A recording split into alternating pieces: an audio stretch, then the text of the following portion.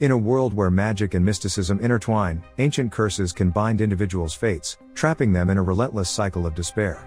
Such is the fate of Kyle Kingston, a young man burdened by a mysterious curse that has destroyed his existence. This particular curse, however, carries a unique requirement for its demise, and that's a declaration of true love from a girl. Kyle Kingston is a proud and arrogant high schooler at Buxton Academy High School who believes the world revolves around him only because of his handsome looks. Kyle is vying for the president of his school's Green Committee, and a day before the election, he addresses his fellow students at the school auditorium. During this address, Kyle, out of his arrogant nature, says all the students are not good looking, and because he is, which makes him unique, they've got no option but to vote for him out of the other contestants. While the rest of the students cheer Kyle on, Kendra, the rumored school witch, who was outcast by the rest of the school due to the rumor, is angry with his talks. She walks out of the auditorium, giving Kyle a killer eye, storms to where his campaign flyers are pasted, and smears them with a marker. After his campaign, Kyle walks out of the auditorium with his friend, Sloane, and they are joined by Kyle's girlfriend, who compliments him for his speech, generating a hateful remark from him about Kendra. His friend warns him to steer clear of her for his best interest.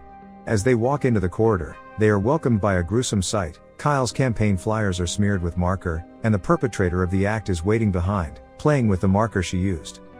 Not moving from the spot she stood, Kendra expressed her disapproval of Kyle running for the presidency right in the corridor amid other students citing his arrogance as a reason and pointing out that Lindy, another of their mates who was running for treasurer, knows she couldn't compete against Kyle, and that's why she didn't vie for the president post, then walked away. With Kendra's exit, Kyle faces the remaining person, Lindy, who he believes is part of the smear plan. He accuses her of being a part of the plan and sarcastically appreciates her. He also tells her she should campaign for the post of president if she is interested. Lindy interrupts and tells him she isn't interested in the post, plus she doesn't know Kendra and never allows anyone to speak up for her. She wishes Kyle good luck on election day and points out that it's the first time they will meet and speak since being in high school. Fast forward to the next day, Kyle emerges as the winner of the election, and while jubilating, he receives a text message from one of his mates informing him that Kendra is angry. At that moment, Kendra walks past him, and he jumps towards her. He apologizes for her loss and promises to make it up to her by offering her a VIP ticket to the dance party held by the students to celebrate the election out of the two he has. Kendra suspects something fishy, so she asks him the whereabouts of his girlfriend, and to that, Kyle smoothly lies that she had dumped him a day before. Kendra then agrees to go with him to give him a second chance to right his arrogant behavior the other day. At the party, Kyle makes friends with Lindy, who works part-time as a waitress at the bar where the party is held to save money for her dream trip to Machu Picchu. They talked, and Lindy suggested they take a picture before parting. This suggestion surprises Kyle, and Lindy, noting this, quickly says that the picture will be for the school newspaper.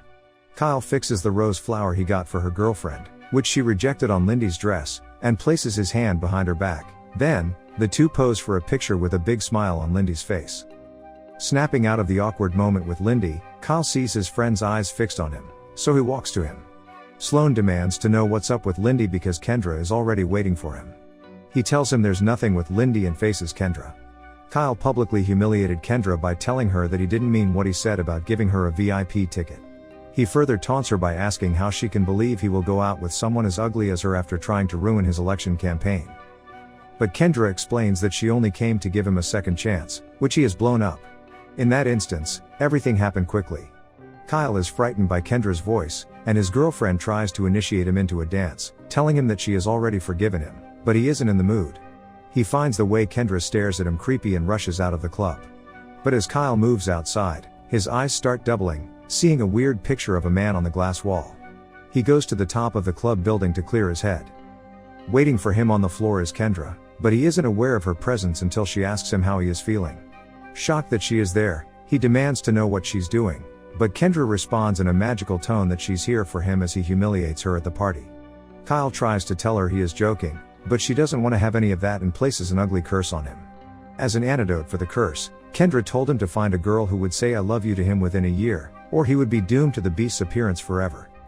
When Kyle gets home and his father, Rob Kingston, sees how beastly his son looks, he takes him to specialists, but none of them knows the cure to his predicament. So Rob, who also dislikes not good-looking people, hides Kyle in a private penthouse with his maid and a blind tutor and abandons him.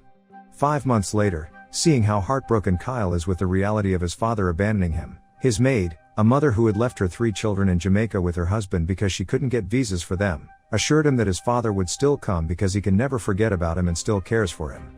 But Kyle disagrees with her, telling her his father won't return. That night, Kyle hit the street with the new bike he got from his father, clothed in a black hood so people would not freak out when they saw him.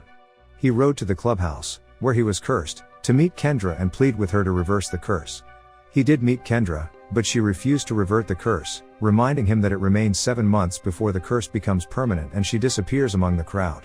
While searching for her, Kyle stumbled on his friend, Sloane, and his girlfriend romancing each other at a corner of the club.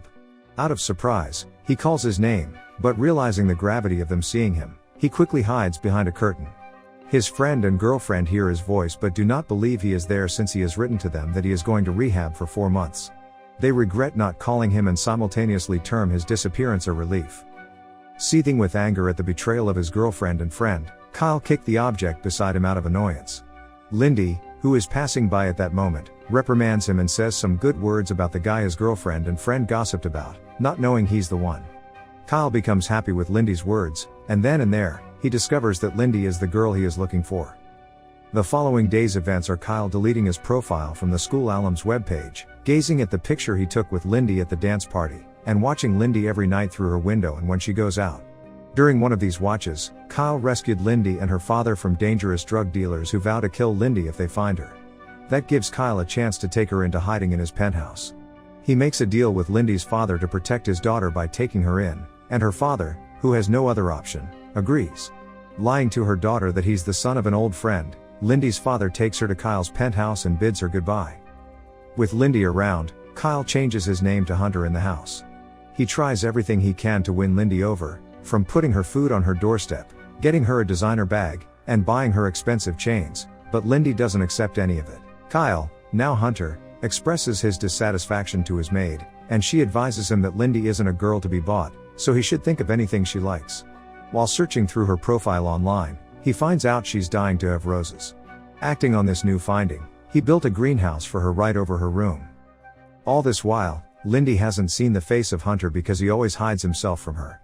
But the night he completed the greenhouse, he showed himself to her. Hunter and Lindy have a friendly conversation in the sitting room that night. Lindy met him there, sitting alone. During the conversation, Lindy reveals that her mother died when she was born. Hunter also invites her to his class with his tutor when she tells him she missed school. At the end of the conversation, Hunter reveals his face to her, expecting her to freak out, but she assures him that she has seen worse. This remark sounds appealing to Hunter, and he is filled with excitement the next day. Early in the morning, he goes to his tutor's room and tells him they will have a class for the day, instructing him not to make it look like it's their first class and asking him the topic he will teach them. After some deliberations, Hunter brings up the name of the poem they will teach that day, which turns out to be Lindy's favorite. Lindy is mesmerized by the roses in different colors as she walks into the garden for the class. She walks around the garden for a few minutes, taking in the beauty of the place, and she can't help but appreciate Hunter for his good gesture. They settle down for the class and each holding a copy of the poem read it verse by verse. The maid and tutor who came to join them later leave them alone when they sense that the atmosphere is getting romantically intense. A flower blooms in Hunter's hand in the last verse, indicating that the time given to him is about to end. At the end of the class, Hunter rushes to Kendra's house and pleads with her again to give him more time. But she gives him the same reply as the first time, that she can't give him more time because he still sucks at caring about other people. Hunter disagrees, citing that he now cares about Lindy, his maid, and his tutor. He makes Kendra promise to give his tutor his sight back and to reunite his maid with her family if he's successful, and Kendra gladly accepts, wishing him good luck. That night, Hunter enters Lindy's room to give her the CDs he helped her pick from her house when he sees what she wrote on her profile on her laptop about being tired of her life. Lindy, lying on the bed before, quickly exits the page, bringing up the picture she took with Kyle at the party. She used it as her wallpaper. Hunter gasps out of surprise, and Lindy quickly brings up another page to cover it. This picture brings up a conversation about the guy, with Hunter complimenting his looks. Lindy confesses she almost fell for him and points out that Hunter reminds her of Kyle, only that he isn't a jerk as he is. Lindy says that although Kyle behaves like a jerk, he seems like a decent guy at heart, and Hunter agrees with her but says that behaving like a jerk is wrong of him. At the end of the conversation, he offers to take her somewhere, and she accepts. When on the street, Lindy asks him how other people feel when they see him, and he replies that they never do because he blends in. Hunter takes her to the zoo, which is a very important place to him because it's there that his father broke the bad news that his mother had left. During kindergarten, his dad offered to take him anywhere he wanted, and he chose the zoo. His father bought plenty of toys and candy for him and brought him to the zoo. While there, he told him that his mother had left and he hadn't seen her since then. When his father broke the news, he recalled running to hide where he and Lindy are now and watching the film about an elephant who lost her 2 babies to plague. She misses them so badly that she finds her baby's bones when she migrates back a year later. That night, he plays the film for both of them to watch, telling her he has never brought anyone to the place before. They spent the night at the zoo, and at dawn, Hunter carried Lindy, who had slept off, laying her head on his lap in a bridal style, to her room. He gently lays her on her bed and gazes at her lovingly when a message enters her laptop asking her if she still wants to run away. The following day, Hunter decides to let Lindy go on her Machu Picchu trip because it seems she isn't interested in staying anymore, and his maid and tutor advise him to spend the remaining days to the trip with her at the lake cottage owned by his father for him to gain her love fully. On the drive to the cottage, Lindy gets a message from her father telling her to come home as the drug dealer has been arrested. She deletes the message out of love for Hunter and decides not to return home. While walking around the lake surrounding the cottage, Hunter handed her the love letter he had been writing to her since she started living with him. In that instance, Lindy hits her foot on a lamp on the path and nearly falls, but Hunter catches her on the way down and falls on her. They are about to kiss after staring lovingly at each other for some minutes when Lindy receives a call, ruining the moment. The call is from a hospital where her father is admitted for a drug overdose. Hunter quickly drives her to the bus station, where she boards a bus and waves him bye after telling him he's a good friend. Hunter, who at that moment, is waiting for her to profess her love for him, was devastated by the way she friend-zoned him, and he regretted giving her the letter. After he refused to visit her for some days, Lindy kept calling Hunter, but he didn't pick up any of the calls. She then calls his maid and reports the ongoing issue to her. On the day Lindy is going on her trip to Machu Picchu, Hunter, acting on the advice of his maid and tutor, visits her at school. Lindy is surprised when she sees him and can't help but profess her love for him. Lindy moves closer to him, kisses him, and then exchanges a tight hug with him. They disengage after some minutes, and Hunter assures her he will wait for her. While going to where they will board the bus for the trip, Lindy turns back to face Hunter, who is still standing on the spot, and whispers to him the 3 words he has been waiting for, "I love you."